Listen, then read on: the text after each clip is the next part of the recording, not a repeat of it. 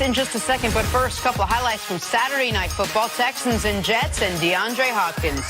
The back shoulder grab late in the fourth quarter, C. I'm glad he's finally starting to get the attention that he deserves. Huge game in Jersey on Saturday night. Not a great offensive performance, but he made all the big plays at the end. Him and J.J. Watt stood out in this game and their quarterback. J.J. Watt and Andrew Luck going to come down to the wire for Comeback Player of the Year. Nuke has been spectacular. Seahawks and 49ers, Doug Baldwin, speaking of spectacular, snagging the ball, avoids the hit for the 35-yard touchdown. Seahawks are a totally different offense with Doug Baldwin. We saw without him last week, their struggles. This week, 2 nice touchdowns. That's why he has one of the better sets of hands in the NFL. It looked like they were going to win this game in overtime. An enormous holding penalty took away what was a huge play in the beginning of overtime. They ended up having to punt. The Niners get a second straight great home win. Pats Steelers. Pats down the punt at the 1 with the ridiculous special teams effort. Jonathan Jones leaps up. Rex Burkhead tips it back. There it is. Nicely done, boys. Matthew Slater did even a better job to make sure the ball didn't hit him.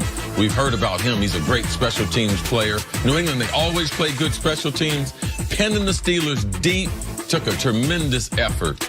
It's as good as it gets. The Giants actually a couple weeks ago did something very similar, but it didn't have quite the flair nor the pylon cam to give us that angle. It didn't make butt first. It didn't. Sticking with Pats Steelers, we'll pick this one up. 12 minutes left in the second quarter. Big Ben hitting the always reliable Antonio Brown. That is a touchdown.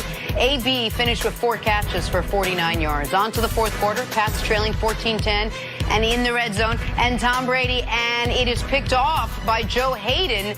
Terrible mistake by Brady. He knew it.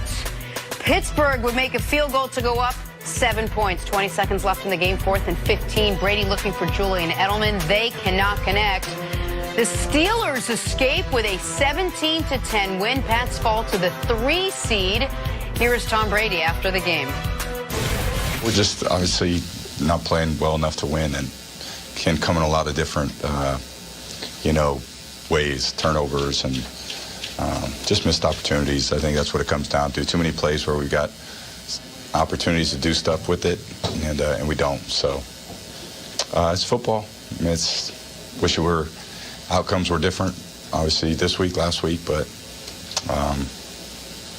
just have to get back to work. All right, Cece, what was your reaction to the Patriots falling to the Steelers yesterday? A couple of things. I was totally shocked by the number of penalties that they had, not only the yardage, but the frequency, the number of penalties that they had. That's not like a New England team. But this Pittsburgh team was moving quick. So a lot of the penalties, you never make excuses for penalties, but I understood a lot of them because it had to do with a lot of the offensive line being a half beat, half a step with that great crowd. And I was totally shocked by their offense struggling against this defense. Even, say, the first drive. Their drives went like this. 3 plays, even though they had the big play. After that, no more big plays, but their drives went like this. 3 plays, 5 plays, 5 plays, 3 plays, 6 plays, 4 plays. So in their first 6 drives there, not generating but 7 points, how are you going to win an NFL game like that? So the Pittsburgh Steelers and what they did defensively definitely kept New England off balance, but I was shocked by those 2 items, offensive inconsistency and a number of penalties. And we talked going into this, the Pats have owned the Steelers. They've won 7 of 8. Since 2013, the Pats were averaging, 35 points per game against Pittsburgh. And while the Pats have struggled on the road this year, it's been their defense, most notably, that struggled on the road. This is a different Pats team right now, in really foreign territory for them. They've got 5 losses already. They haven't had 5 losses in the season since 2009. Not coincidentally, that is the last year they didn't have a bye. Right now, they're not in position to have a bye. They're 9-5 right now. They were 27-5 the last 2 years going into the postseason. They were at a 14-2 year and a 13-3 year. Like, we are, the Patriots, don't worry about them in September because you don't want to play them in December. Well, that hadn't been true this year either. Like, there is not a lot that looks Patriot-esque except for the uniforms. Brady he was trying to throw the ball away and didn't have the arm strength to throw it away. Makes a critical error. You know how this Steeler game ends each of the last 5 years, Jenna? when they're up 14, when there's Steelers up 14-10, the Patriots drive and score a touchdown. And they don't, and the Steelers kick that field goal. Guess what happens? The Patriots tie the game with 10 seconds left, a huge stomach punch, and then they win in overtime.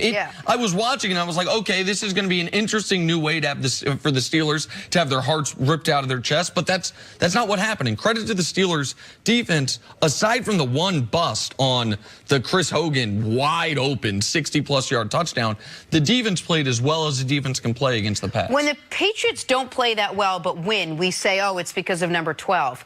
But when the Patriots are losing far more than we've seen them lose, how much of this season, the woes, the road woes especially, would you place on number 12? Well, they're not as explosive.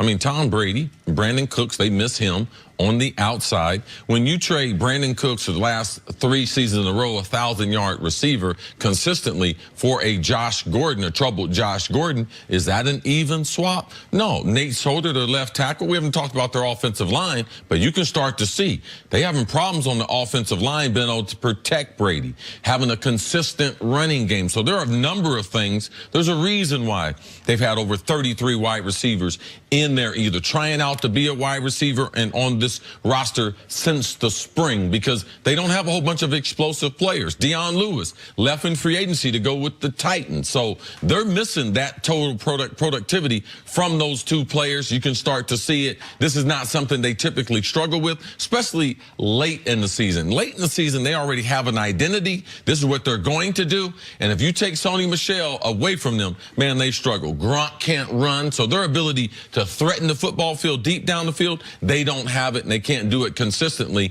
And you can see defense is starting to understand and get closer to Tom. That's why he hadn't been as effective that we've seen him the last couple of years. It's only the second time in the last 15 years this Patriot team is going to finish below 500 on the road. They're done with road games now. They're 3-5. The only other time was that 09 season when they went 10-6 and got blasted in the playoffs by Ray Rice and the Baltimore Ravens. That playoff game started with a Ray Rice 80-yard touchdown run, and the Patriots really never got closer than that moment.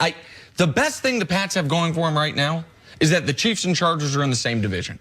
The best thing they have going for them is that the 2 teams with 11 wins that are 11-3, only one of them can get a bye. And all they need is the Texans to stumble, and all of a sudden they can be 11-5 and have that be good enough for the 2 seed because they have the tiebreaker with the Texans. So the sky isn't falling in New England because of some things that they didn't necessarily earn, so some good fortune, but it is this team. I do not think a team that has struggled like this on the road can win consecutive road playoff games against really good teams. That's what they would have to do if they stay the 3 seed. Right now, the Patriots, in addition to having to take care of the Jets and the Bills at home, they need to hope the Texans slip up in the next couple weeks, or else they will be the 3 seed. But this is 2 back-to-back games, uncharacteristic losses for this Patriots team. Not something we've seen, especially under the Brady-Belichick era. Take a break. Coming up, can Khalil Mack carry the Bears to the Super Bowl? The Super Bowl? That's next on First Things First. Just have to make sure that somebody's got to make it. There will be 2 teams there. We know that. One of them will be from the NFC.